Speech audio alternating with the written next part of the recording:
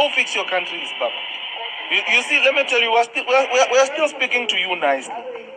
It's going to get to a point where speaking to you, it won't help. Where are you staying? Address? So now you left Ghana, you came to South Africa to do nails. No, for nails? It wasn't proposed for nails, but when I came, If I may ask you, what visa do you possess to be in South Africa? it was this holidays. Holidays. Okay, let me tell you, because of Luna, you're abusing our systems. According to the South African immigration law and home affairs laws, you only have 90 days a year. But Luna, you go to the border, you stamp this thing every month. Now, I'm going to get back to Ghana and South Africa, but one of the things that I hear black people, racially black people of different ethnicities say is white people divide and conquer. I'm going to take a different position. White people may have exploited the different ethnicities, but they were already divided. They were already bickering in West Africa, enslaving each other because they were opposite tribes. They already differentiated and were already divided. Europeans exploited it, right? Better strategy and the weaponry to get it done. So I think it's disingenuous to credit white people for inventing the divide. The divide was there. It's there today. Division is part of African culture, right? As a matter of fact, globally, people have division, right? Chinese, Japanese, Koreans, they are all different ethnicities. There are different ethnicities within China, right? So white people did not invent division in the way that they are credited for it, as far as this bickering amongst racially black people over there in Africa. It's always existed. I will agree that it was exploited, and the tribal division boomeranged in the worst way for racially black people.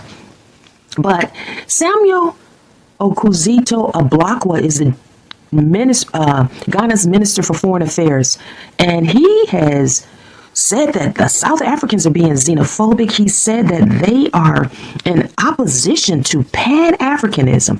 Ablakwa described what's happening in South Africa as a tax and as a betrayal of Pan Africanism.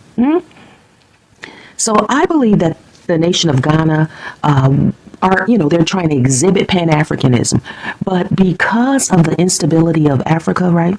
I don't think it's going to, I don't know, it might work out well, this Pan-African ideology, but Ghana has visa-free entry for most African nations. And what is going to happen is that Africans from all over the place, right, from that continent, Zimbabweans, people from Mozambique, wherever they are, Nigerians, they are going to use those visas. Even places like Tanzania, where there's been uproar, right? They are going to use those visas to visit Ghana. And they are going to overstay.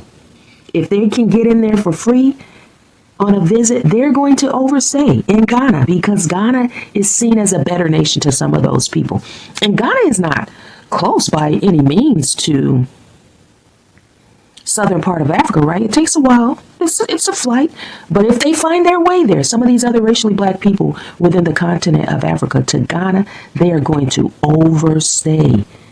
And Pan-Africanism could create an implosion within Ghana concerning immigration, right? It's a mess. So each nation needs to try to become stable, because just like there are Nigerians that don't want to go back to Nigeria, I look at content from the UK. There are Ghanaians that don't want to go back to Ghana, right? So people have all kinds of opinions, and I just think black Americans need to be careful, even in Ghana. Because once the implosion of uncontrolled immigration occurs in Ghana, people are going to stick to their tribe, right? And what's going to stand out is that you're not an African at all in reference to being a continental African. They're going to know you're a Black American and that your tribe does not reside there. Okay, we understand our group is a combination of different African ethnicities, right? It is what it is, but we are not African in reference to continental expression, right? It is what it is. Let's continue to watch. Good luck to all these people, right? Because Ablakwa is claiming that that man was in South Africa legally. But my understanding is that that man that we saw being talked to by the South African citizens did not have a visa to run a business. So let's continue to watch, Social Nurse. Go fix your countries, Baba. You see, let me tell you, we're still speaking to you nicely. It's going to get to a point where speaking to you, it won't help. Where are you staying? Address? So now you left Ghana, you came to South Africa to do nails.